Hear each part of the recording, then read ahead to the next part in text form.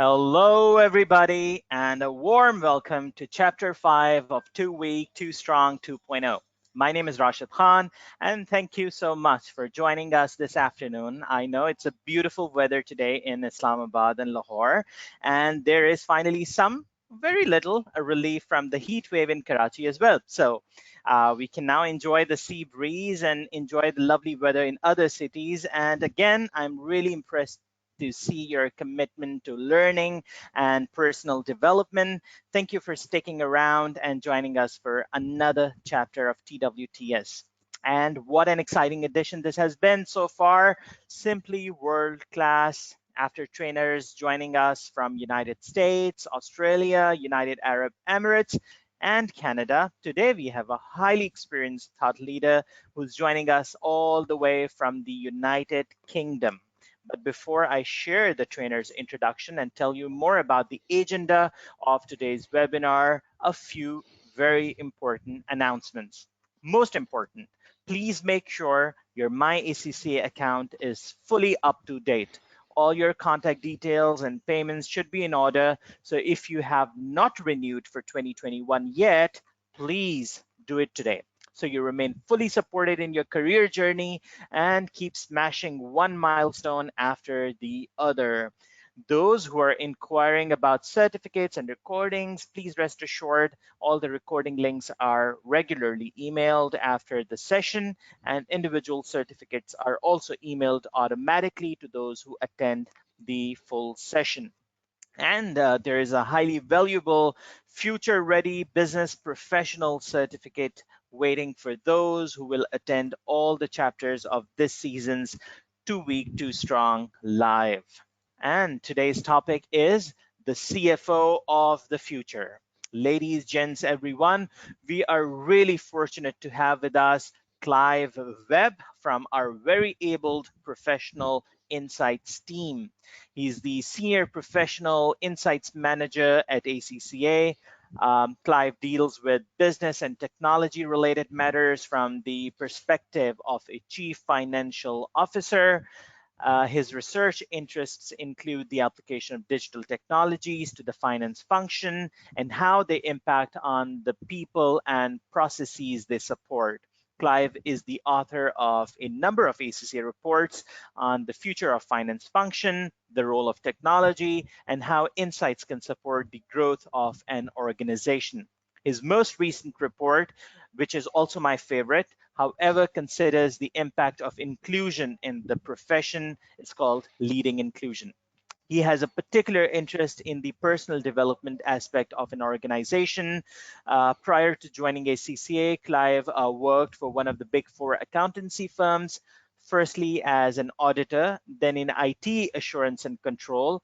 Laterly, he was a global director of learning and development for their consulting function. So without further ado, I now invite the man of the hour, Clive, to please kick off today's session of TWTS. Over to you, Clive. Hope you can hear me all right. Hello, thank you. That was a very nice introduction. I've never been described as the man of the hour before, but there we go. Well, thank you, everybody, and it's very nice to speak to you from a very cold but a very sunny London. You're making me quite jealous there of the heat. It's just above freezing on an April morning, so there's a stark contrast. So, as was said, I'm Clive Webb. I'm Head of Business Management in the ACCA Special Insights team and the author of the CFO of the Future report. And the role of the CFO is instrumental for organizations, whether that role is enshrined in law or just leading practice. It's a role that has a significant profile in the organization, but also externally. Yet, what do we actually understand about the role? Is it changing? And if so, are we preparing the next generation to be the CFOs of the future? Are we really establishing changing career paths to cope with the demands of the future role? These are the questions that ACCA and IMA sought to explore in the research, the CFO of the future. And in this presentation, I'm going to talk you through the major findings, the conclusions, and the recommendations. As always, if you have any questions or thoughts or observations, please feel free to put them into the chat. and we will pick them up at the end of the session and try and consider the thoughts and observations.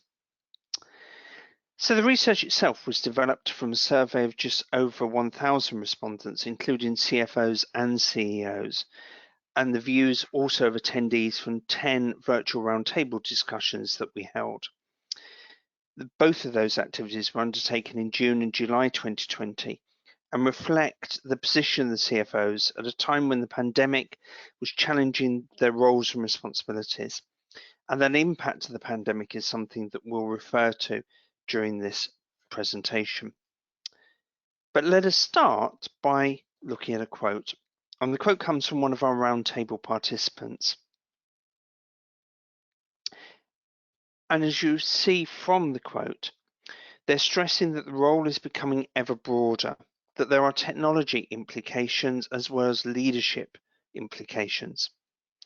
The role has a close working relationship with the CEO and is essentially strategic in nature. And if we contrast this with the classic view of the CFO as the head of the finance function, if you like, the scorekeeper, we're seeing a role that has evolved and continues to do so. And it is that evolution and the challenges of that evolution that's the theme of our report. So in this session, we'll cover 4 key themes of the report.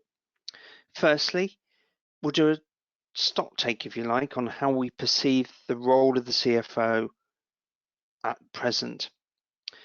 We'll then look at some of the implications for the development of the role into the future, what that means in terms of the skill sets that the CFO needs, and finally, what actions we need to take to ensure that we're developing the next generation of CFOs. So let's start, if you like, with that traditional consulting phrase of the as is, and look at where we think the CFO role is today.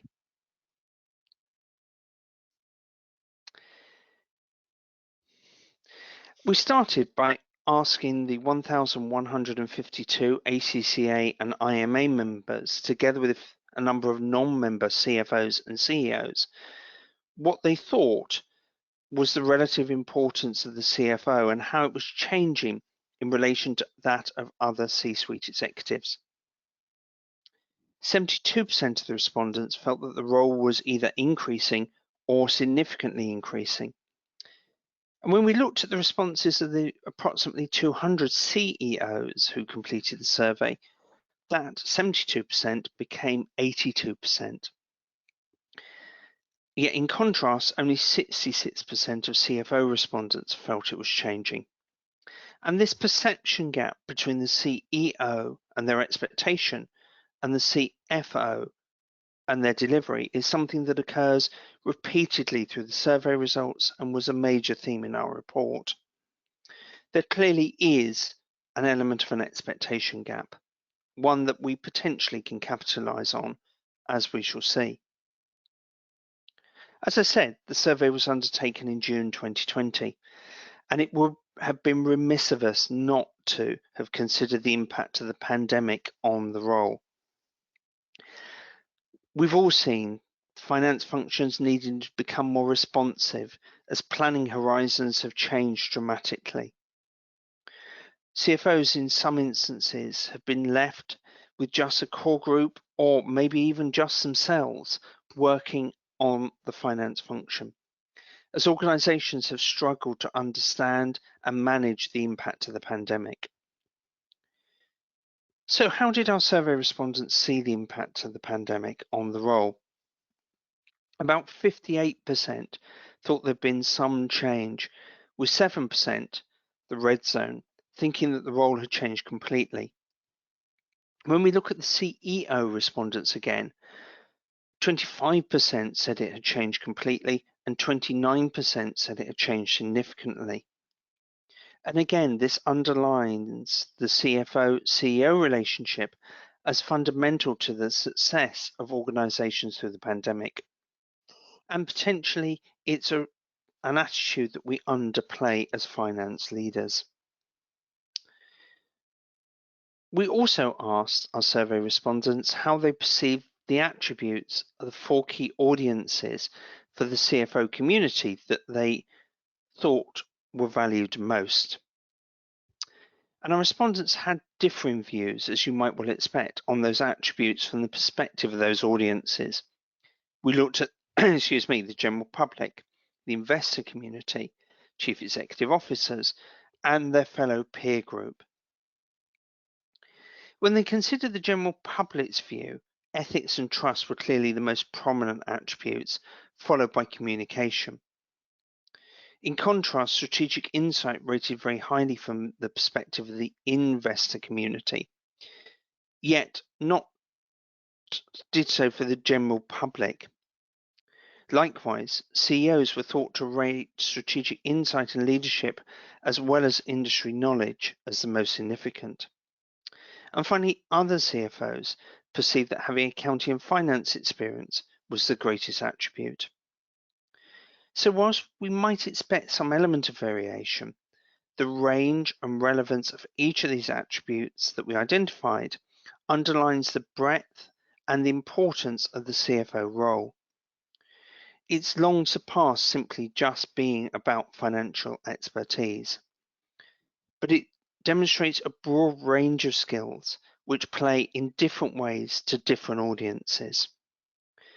And perhaps that's one of the key challenges for CFOs, particularly in the light of the pandemic, is that the different expectations all need to be managed and achieved. And just a reminder, if you have any questions or thoughts, please feel free to put them in the chat and we'll cover them at the end of this session.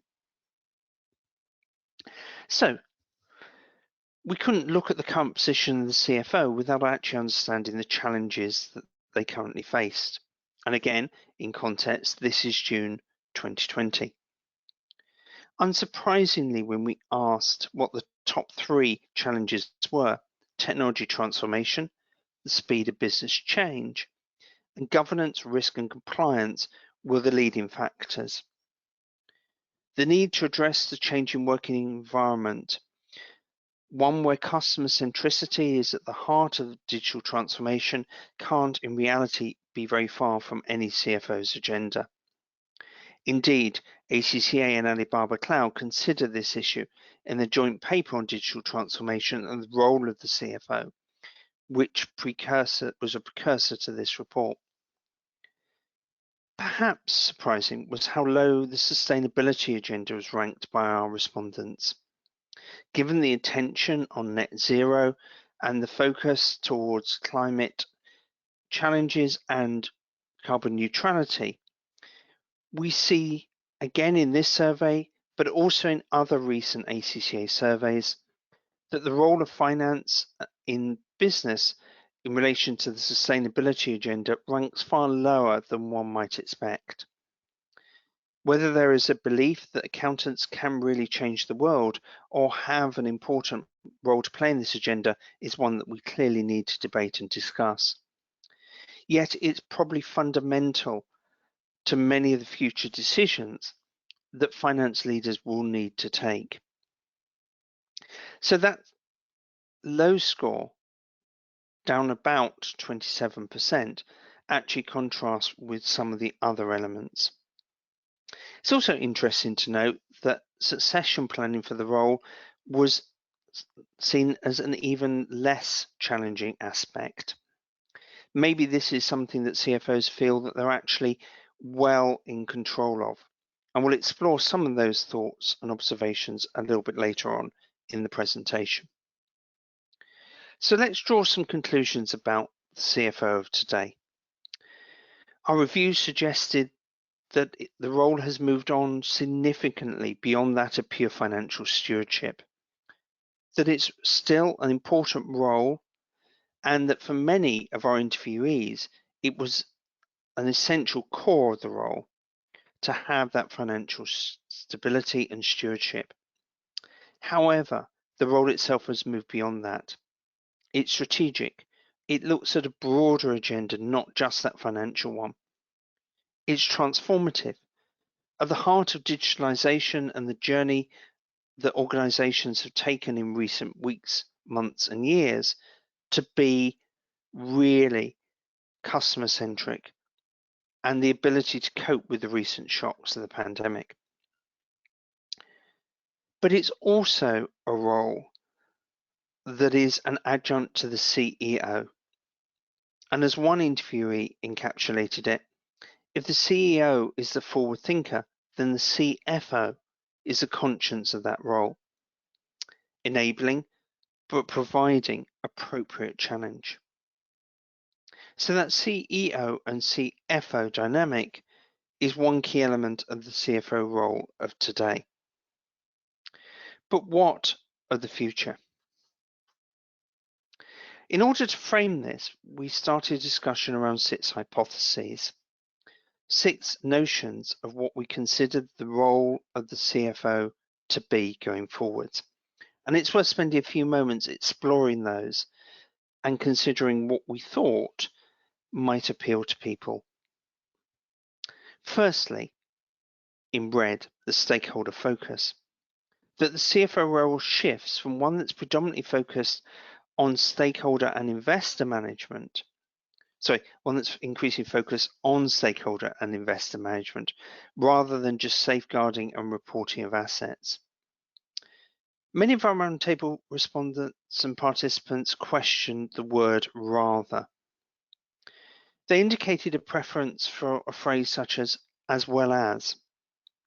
There's a feeling that safeguarding and reporting remained fundamental to the CFO role, no matter what additional facets were added to it. However, the sense of stakeholders in the organization was significantly increasing. As we've seen, not only is it purely the financial stakeholders, but increasingly we start talking about other forms of stakeholders from a human or a natural perspective. And we'll come back to that in a moment or two. But there's a realization that the CFO is very much at the heart of communicating to the community. And in order to be at the heart of that, they needed to be at the heart of the strategy formulation. It's a strategic role and one that is responsible for the achievement of the strategy organization-wide.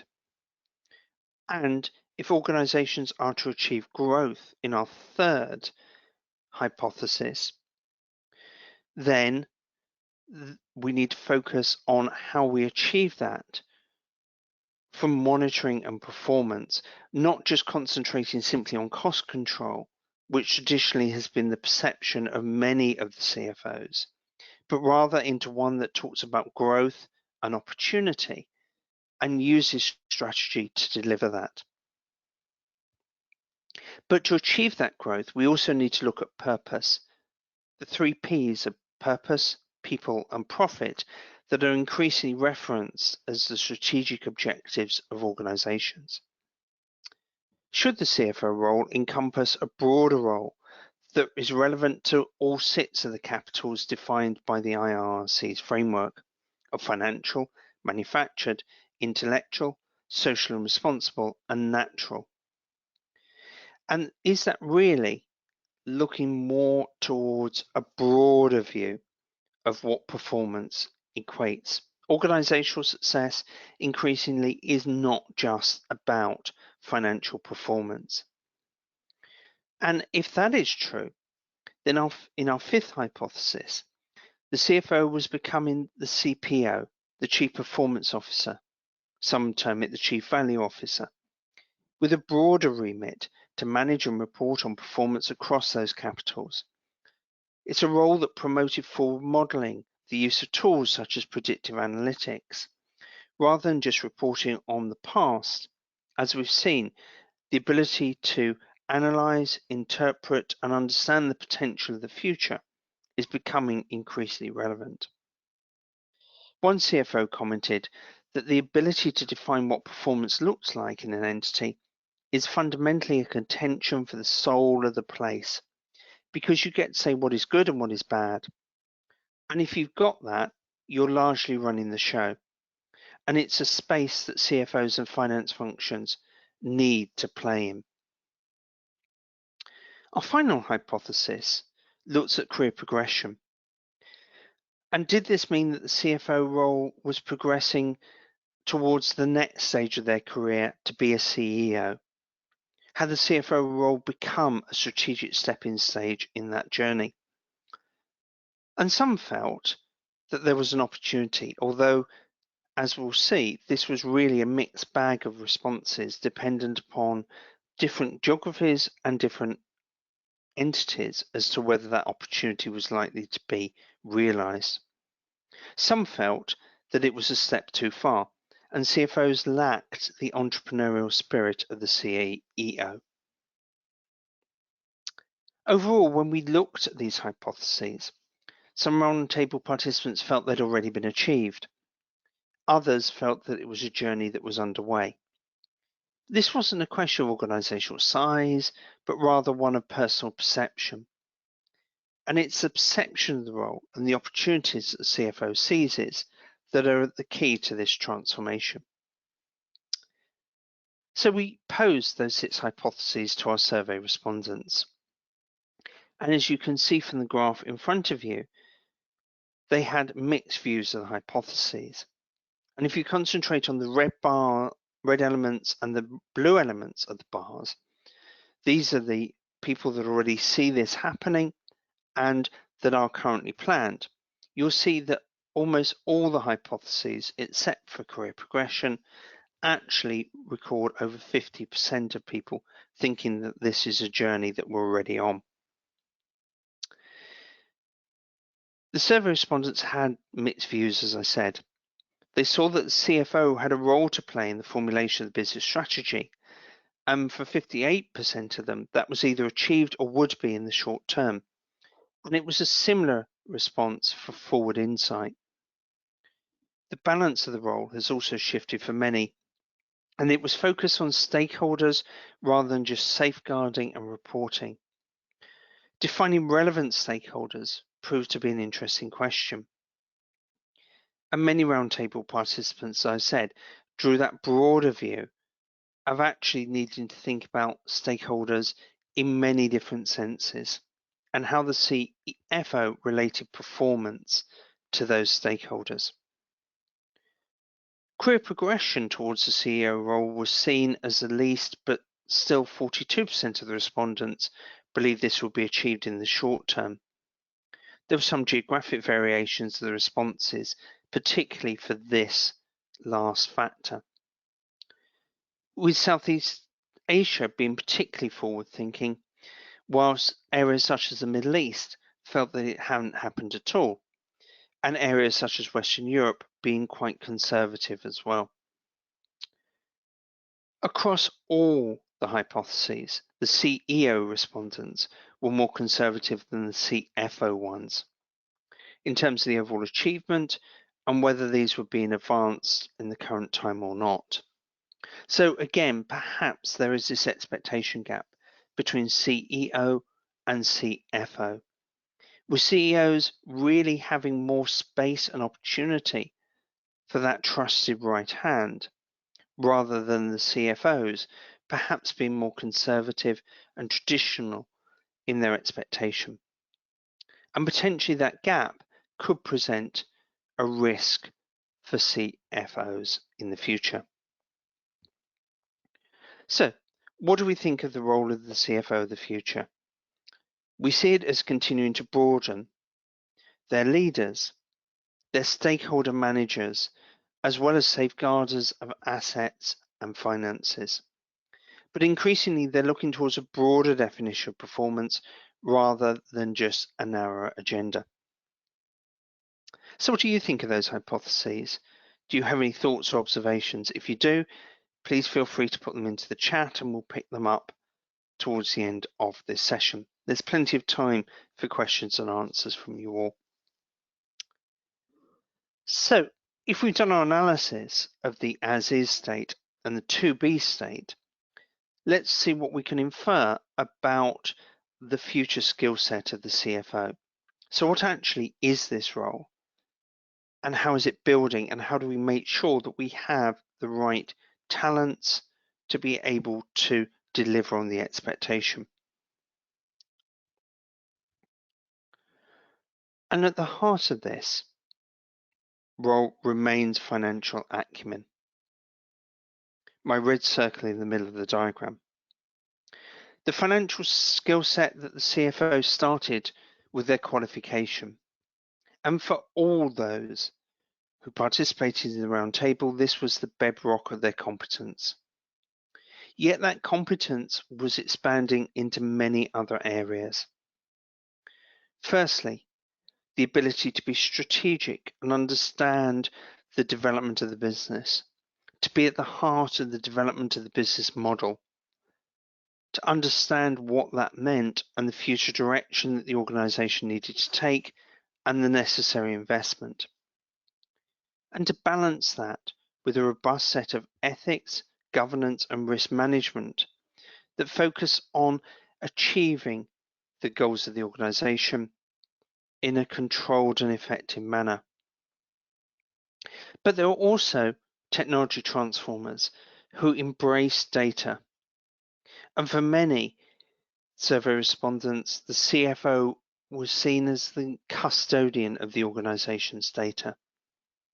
The concept of the one version of the truth, which is at the heart of finance processes, now extends way beyond purely financial data. It also extends into operational data, structured and unstructured data. And this customer-centric world, we need to embrace that and understand how we analyze and interpret the performance of the organization in relation to that strategy, but also in relation to the governance, risk and control elements, applying that ethical lens, if you like. But the CFO is also a leader across the organization with deep personal skills in many areas. The advantage of the CFO role is it's a role that touches all the aspects of the organization in many ways that other C-suite roles don't. But to do that, they also need to have a knowledge of the industry and the organization beyond the boundaries of the entity into the supply chain. Managing that chain for strategic advantage was increasingly echoed by roundtable participants as an area that CFOs need and should understand. And as we've said, they're also relationship managers with investors, recognizing that the definition of investors exceeds well beyond what we think of the traditional financial investments into the realms of the other capitals in the IIRC's framework. But to do that, they have to be the ultimate business consultant with all that implies. They have to be able to have that skill set and the toolkit to be able to transform, to influence, and to innovate. And whatever the organization does, they finally need to be skilled in transactions, be that acquisition or disposal. It's maximizing the value of these and integrating them efficiently and effectively is a key element of the organizational journey. So the CFO skill set has broadened out tremendously. It's no longer just about financial performance. It's an organizational-wide role. These skills have a basis in the ACCA's pressure quotients, but they do extend and refine these towards a level that the CFO needs to operate at successfully. And clearly the CFO role is a flexible one, and not all these skills play out in the same way in every organization. There needs to be some degree of flexibility. For smaller businesses, there may be more of a need for a leadership role, for example. But that doesn't mean that other elements do not remain relevant. Organizational success is firmly linked to the role of the CFO. So our final thought was how we developed the CFO role in the future. How do we actually develop the next cadre of CFOs? Because it's important to have a generation coming forwards. And as we've seen in previous ACCA research, such as Learning for the Future and future-ready accountancy careers for the 2020s, the traditional ladder structure of career progression has evolved away. Careers are now more flexible and adaptable. The very changing nature of the experiences people have is something that needs to be borne in mind when developing the successors. And one concern for the roundtable participants was whether they were doing enough to support the development of the next generation of CFOs, and what experiences do we need to make sure that they have to be equipped for that skill set that we've just described.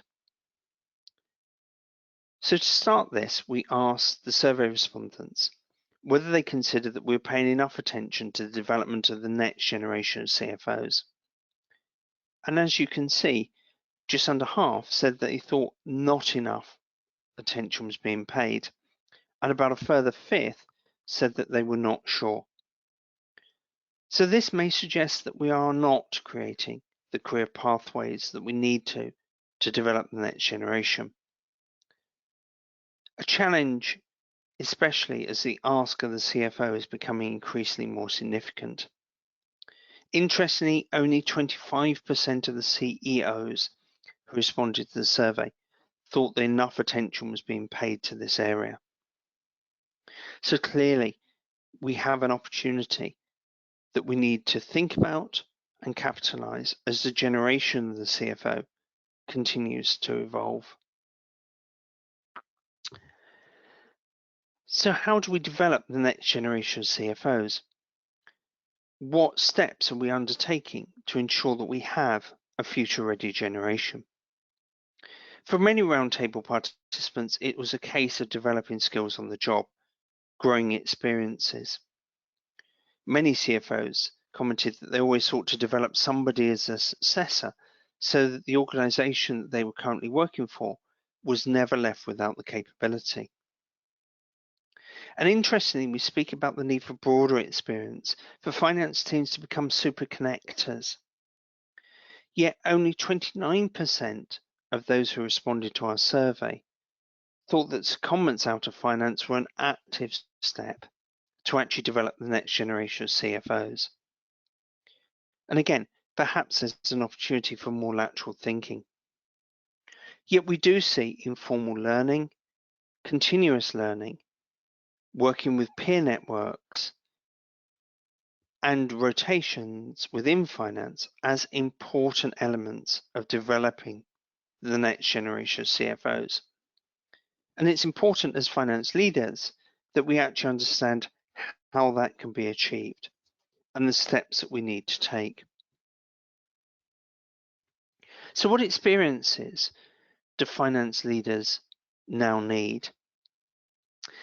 And perhaps rather starkly, the key element is of being a finance business partner. The sense that the CFO is the ultimate business partner, perhaps the CEO, and the remainder of the finance community and the organization broader. Yet that traditional role as a financial statement auditor was only seen by a third of people as relevant experience for the CFO role. And it's worth thinking about that pendulum swing between the need to have finance business partner experience, where insight is key, and the ability to understand and correlate the business model to the data available and to tell the story of performance and the opportunity for the organization that is at the heart of the finance business partner role. Yes, there is an element of chief accountant and reporting experience, though for many of our roundtable participants, the conversation became about the trusted deputy having those roles and that expertise, rather than necessarily the CFO themselves, who need to be aware of the contexts, but not fully deeply immersed and involved. So we very firmly see a change in that traditional career path being one that swung from reporting through to insight, data, and technology. We also asked whether accountancy qualification was relevant and essential for a CFO role in the next 3 to 5 years. And about 54% of respondents felt that it was essential. Another 27 strongly recommended. And rather interestingly, it was the same percentage for CEO respondents as CFO respondents. So this underpins the relevance of the accounting qualification and also how that fits into that key skill set that we had in the earlier slide in the red zone at the center of the core. Finally, we asked what other qualifications were important for the CFO in the medium term. Just under 50% suggested that the CFO qualification was relevant and should be something to be thought about. Rather interestingly, this was strongest in Southeast Asia, whereas just over 40% suggested that an MBA was an essential qualification. One roundtable participant, however, commented that his MBA qualification reminded him of how to apply what he'd learned in his accountancy qualification anyway. So there is a sense that the role has expanded beyond many different aspects. But management consulting and technology qualifications or degrees really score strongly. And we've seen that core element of being the technology transformer, but also the strategic consultant as key elements of the CFO role going forwards. Interestingly, other elements such as marketing and sector-specific elements were not as heavily focused. The sense that CFO role perhaps transcends. So what can we conclude from this? Firstly, that the CFO role is a developing role, that it has an informal pathway, especially that the skill set is broad and that of itself presents a challenge. But it is a skill set that needs attention and focus. Developing the next cadre of CFOs won't simply happen overnight. The traditional ladder-based career paths have long since gone. So we need to be prepared to be mentors and coaches, to give experiences to others, to understand how to become effective business partners who understand the data and the structure of the organization. And all of that is a very broad range of skills, one that needs to be developed both with structured interventions, but more importantly, through continuous learning and continuous development, through mentoring, coaching, and feedback, through building the successive generations of tomorrow. And I hope that's given you some insight into the report and its conclusions.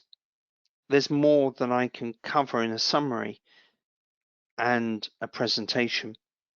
So if you want to know more, and please feel free to do so, go and download the report from the ACCA website or by the Professional Insights app.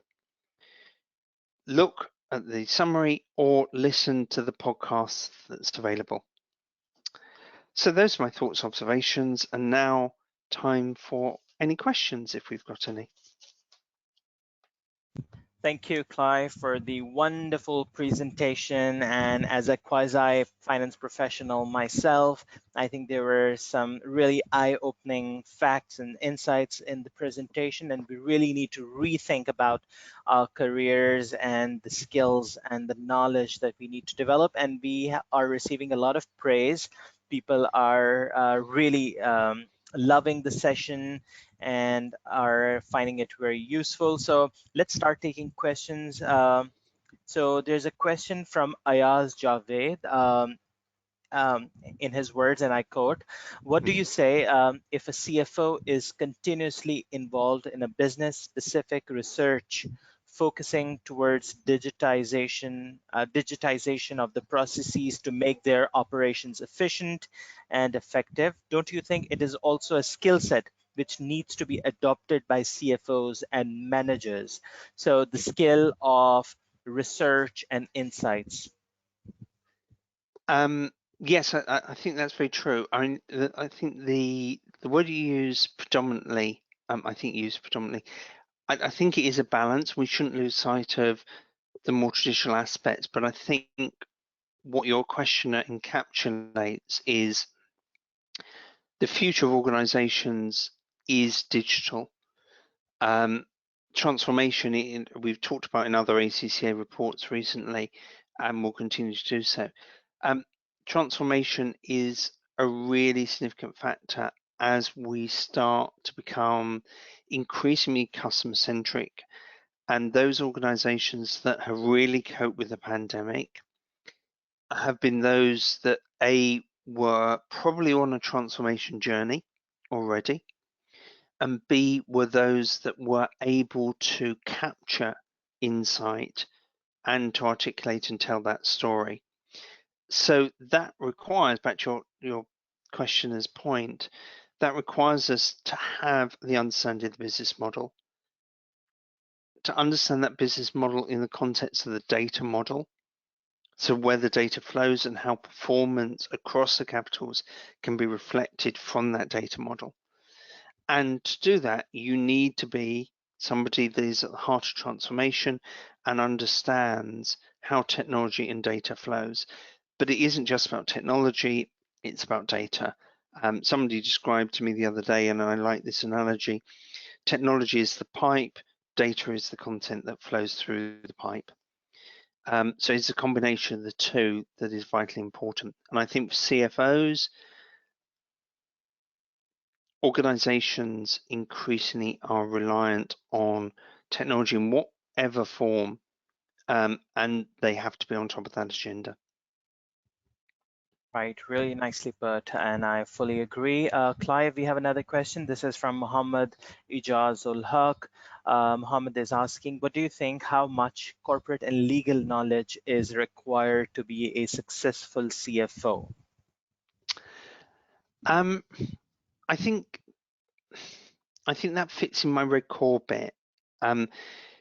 One of the things that the CFO has to be, as we talked about, is the conscience of the organization, the conscience of the CEO in particular.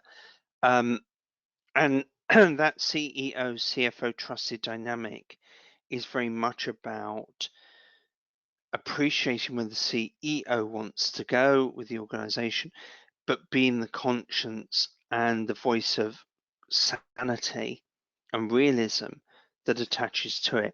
And you cannot be that without an appreciation of the legal and the ethical risks that go with it. So I think those are important skills and attributes, but it is about also understanding how that is a balance of risk. Risk by their nature, we can do many things. We can trap, we can avoid, we can contain, we can accept, etc. But we need to evaluate those. And legal risk is one of those. And I think CFOs in particular need a core appreciation of legal risks as part of that ethical lens and as part of their financial lens as well. Right.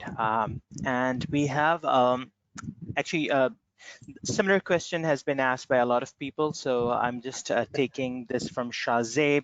So the gist of the question is how ACCA is basically responding to all these changes in behaviors and requirements of a CFO. How have we embedded these changes in our competency framework? How we are making sure that ACCA members are fully capable to perform as a future CFO. So any quick remarks on how ACC is actually responding in terms of our qualification and CPD? Okay, so the answer is to that it's a long journey and it's an ongoing journey. However, there is work going on the competency model to understand the next iteration of it.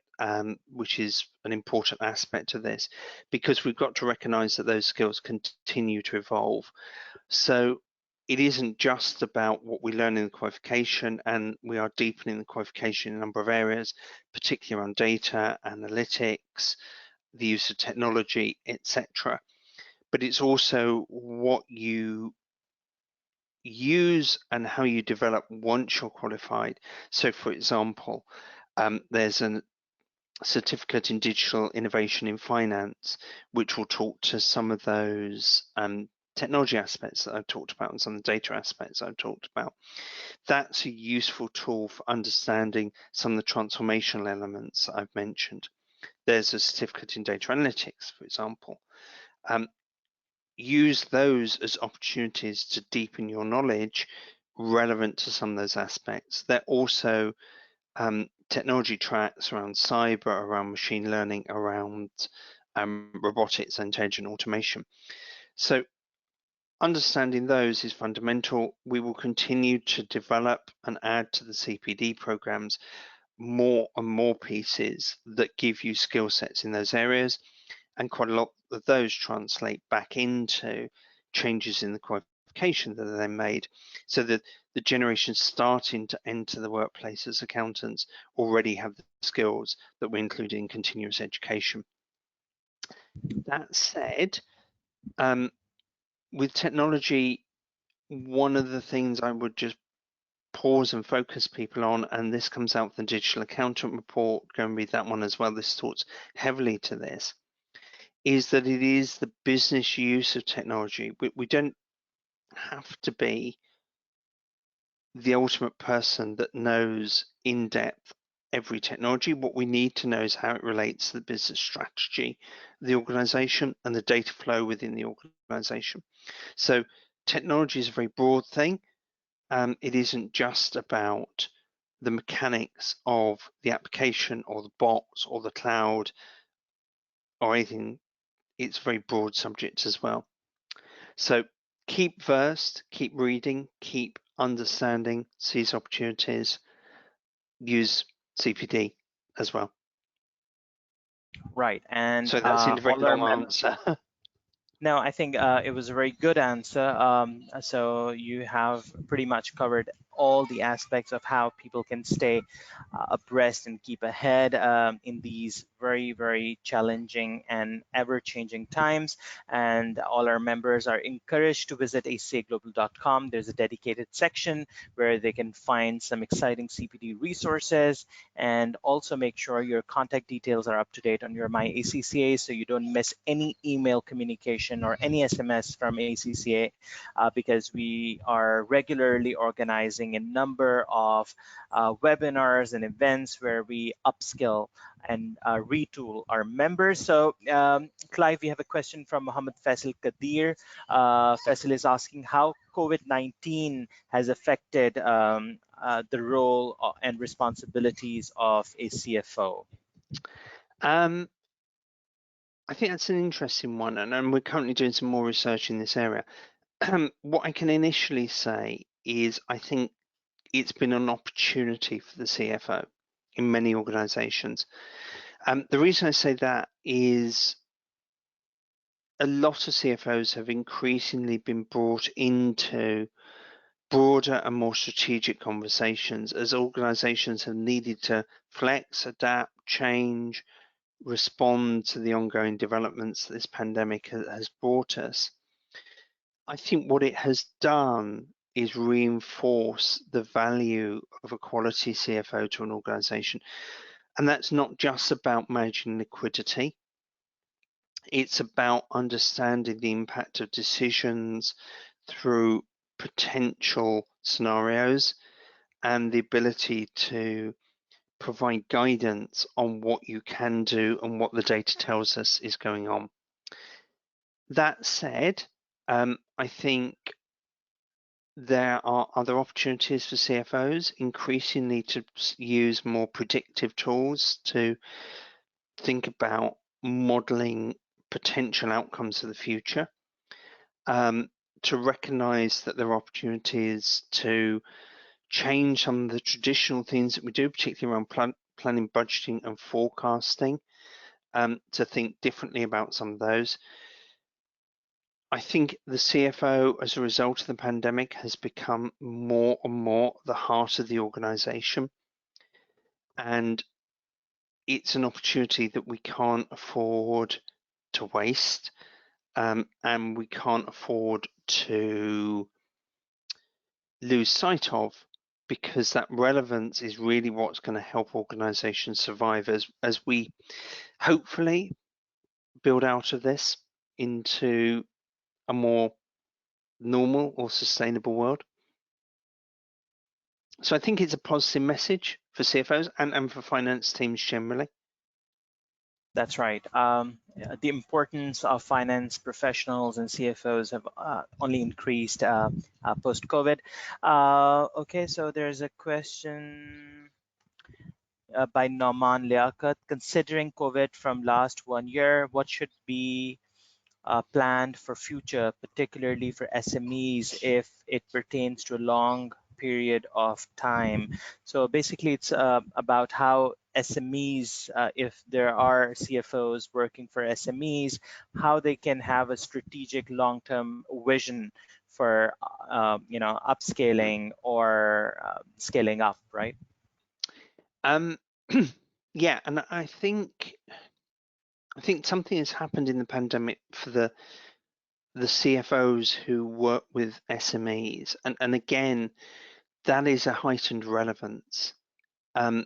What we're seeing increasingly is the role of the virtual CFO. So that's a CFO that works for more than one SME, if you like, timeshares. Increases becoming important because that skill set that I've talked about is as vital for the success of an SME as it is for a large organization. So access to those skills is a real opportunity and a real catalyst. We know that for many countries, SMEs are vital to the economy. So it's vital that they gain access to the skills that quality CFOs have with the experience of their size of organization, to actually develop towards the future. So again, I think it's a very positive story. It's a very positive opportunity. I think where we see organizations in trouble tends to be where finance has not seized the opportunity and remained traditionally a transaction processing center. And that's where we really have had issues of organizational failure. I think the other thing for SMEs in particular is that the pandemic has also upped the game of data and cloud-based computing. And what that has done is given access to data and insights in ways SMEs thought wasn't available to them, but in reality is. And I think they've actually possibly come out more knowing about their business and guided by good quality advisors such as virtual CFOs. Does that answer the question? I think it does. Thank you, Clive. We'll take another question. This is also related to pandemic or a pandemic-like situation where probably people are going through some difficult times.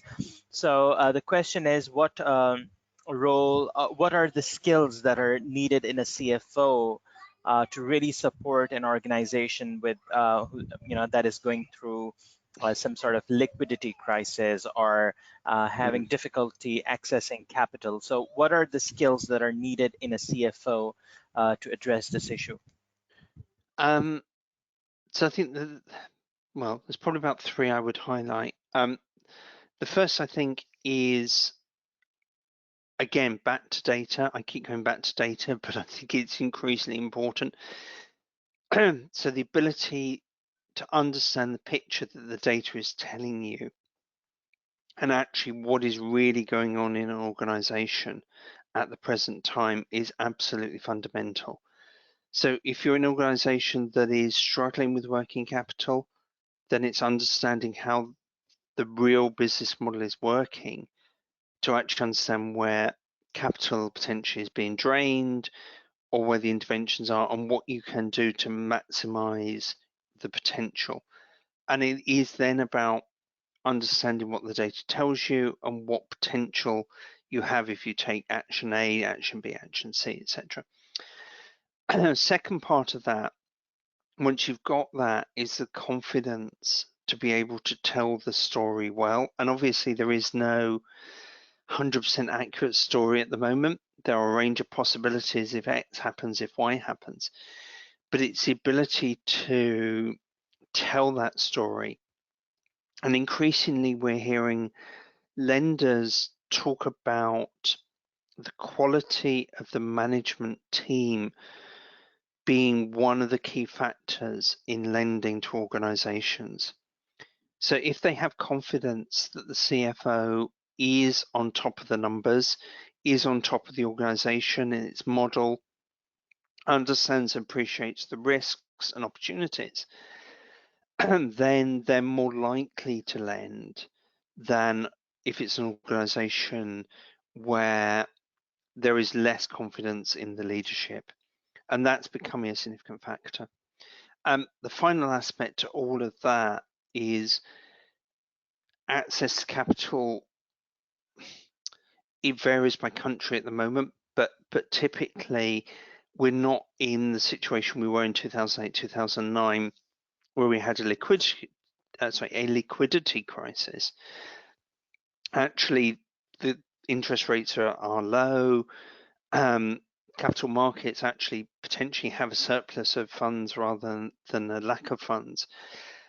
So it is a question of understanding what you can do to actually use those funds wisely, but also what is attractive to lenders is a human and a natural capital agenda that tells the story of how the organization is going to survive this particular issue, but then the bigger issue also of climate change.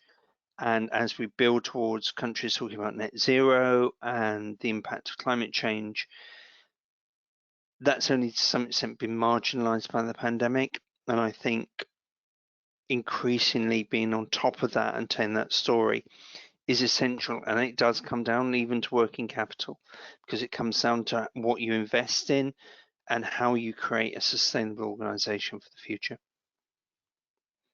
Very well said. Clive, we'll just take one more question because we've come to the end of the session. It's already almost 3 p.m. now. So, but this is a very, very important question because you yourself did the leading inclusion report. And as we can see, there are more female CEOs, but the same is not the case with CFOs. There are very few CFOs out there, especially in countries like Pakistan. So Zahra Azam has asked a very interesting question. Are there any qualities, requirements that discourage women to be a CFO? Why there are so very few women CFOs out there? What are the reasons? What are your perspective on that? That of itself is an interesting one. The challenge with answering these questions, and I'm not trying to duck it at all, is there are always two levels to it. There is the immediate symptom that we see, and as you correctly said, and the questioner correctly said, we do have a lack of female CFOs, absolutely. But that is a symptom. The cause comes back to, are we getting enough of a particular gender, ethnic group, whatever, into the profession so the pipeline starts to build? Because a symptom is only a result of the pipeline itself. So that comes back to, how do we make the profession attractive to people from whatever background? And that, I think, is twofold. One, it is about all of us collectively telling the story of how our profession adds value to society, and how we support that sense of purpose I talked about earlier on. Because only if we get people coming in from diverse backgrounds into the profession will we ever really address this in the longer term. So that's what I mean by the cause part, and I would hope and encourage and advocate people to share their stories with the audiences. If you haven't looked at it, look at a report, Simple Steps, Significant Leaps, which talks about a number of, as it happens, female ACCA members and their particular journeys across the world. It really is a motivational stuff. So that's one side of it. The other side of it is at the symptom level. It is about us having created the opportunities in the career paths, and there is no reason why any one person against any other person should not be a good CFO. There are no real barriers.